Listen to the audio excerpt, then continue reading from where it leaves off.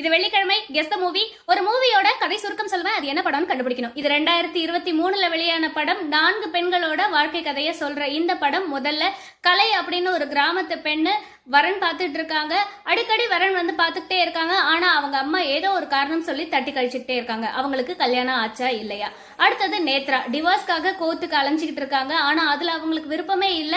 கணவன் ஏதோ தவறான காரணங்கள் சொல்லி டிவோர்ஸ் பண்ணணும்னு பாக்குறாங்க. அவங்களோட வாழ்க்கை என்னாச்சு? அடுத்ததா நதி. பேருக்கேத்த மாதிரி நதி போல ஓடிக்கிட்டே இருக்காங்க. ஐடி கம்பெனில ஒர்க் பண்றவங்க லிவ் இன் ரிலேஷன்ஷிப்ல இருக்காங்க. அவங்களுக்கு திருமணத்தின் மீது நம்பிக்கையே இல்ல. அவங்களையும் ஒரு பையன் கல்யாணம் பண்றேன்னு சொல்லியிருக்காங்க. அப்போ அவங்களுக்கு என்ன நடக்குது அப்படின்றதுதான். அடுத்தது கீதா பிரெக்னன்ட் ஆகுறாங்க. கல்யாணத்துக்கு முன்னாடியே அந்த குழந்தை வேண்டாம்னு நினைக்கிறாங்க.